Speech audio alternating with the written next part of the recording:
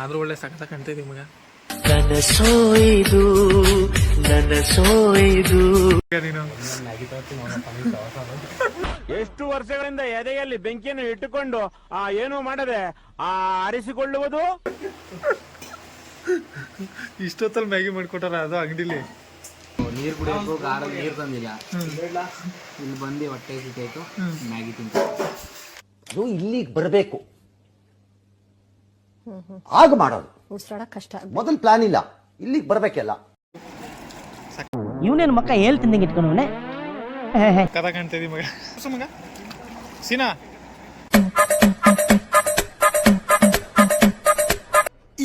ಇದು ಆಕ್ಚುಲಿ ಚೆನ್ನಾಗಿರೋದು.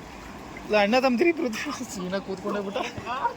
ಯಾವ ಮಟ್ಟಕ್ಕೆ ಶಾಕ್ ಆಯ್ತದು ಅಂತ ಅಂದ್ರೆ ನನಗೆ ನಂಬೋಕೆ ಆಗ್ತಾ ಇಲ್ಲ. ಶೇಕ್ ಆಗ್ಬಿಟ್ಟೆ ನಾನು.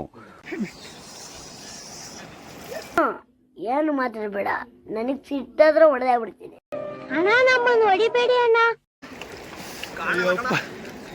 ಪಂಚ ಉಡಕ್ ಬರ್ದು ಒಂದು ಪಂಚ ಹಾಕ್ಲಾಕ ಮುಂದೆ ಚಪ್ಪರ್ ಕಣ್ಣ ಕಾಣ್ತ್ಯಾ ಇವಾಗ ಹಾಕು. ಅಂತೂ ಇಂತೂ ಧರ್ಮಸ್ಥಳಕ್ಕೆ ಬಂದೋ.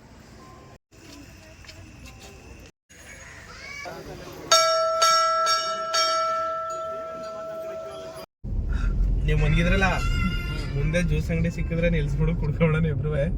ಅವ್ರ ಹಂಗೆ ಮನ್ಗಿರ್ಲಿ ಅಂತ ಹೇಳ್ತಾವ್ರೆ. ನೀನೇನು ನೀನ್ ಕರೆಕ್ಟ್ ಆಗಿರೋ, ನೀನ್ ಕರೆಕ್ಟ್ ಆಗಿದ್ದು 4 ಜನಕ್ಕೆ ಬುದ್ಧಿ ಹೇಳಲೇ ಲೋಪಾರ್ ನನ್ ಮಗನೇ. 4 ವರ್ಷದಿಂದ ಮಂಗಳೂರಿಗೆ ಬರ್ತಾ ಇದೀವಿ.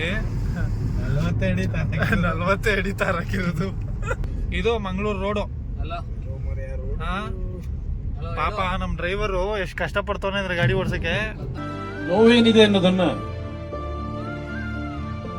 ನಾನೇ ಆ ನೋವನ್ನ ವಿಷಕಂಠನಾಗೆ ನುಂಗ್ತಾ ಇದ್ದೇನೆ ಅನ್ನೋದನ್ನ ಹೇಳಲಿಕ್ಕೆ ಬಯಸ್ತೇನೆ. ನಿಮ್ಮಲ್ಲಿ ಎಚ್ಚರಿಕೆ ಕೊಡ್ತೀನಿ, ನಾವು ಸಹಿಸ್ಕೊಳ್ಳೋದು ಒಂದು ನೀತಿ ಇರ್ತದೆ. ಎಷ್ಟಂತ ಸಹಿಸ್ಕೊಳ್ಳೋದು, ನಾವು ಎಷ್ಟಂತ ಸಹಿಸ್ಕೊಳ್ಳೋದು. ನಾವು ನಿಮ್ಮ ಅಭಿಮಾನಿ ಅಣ್ಣ, ನಿಮ್ಮ ಅಭಿಮಾನಿ ಅಣ್ಣ.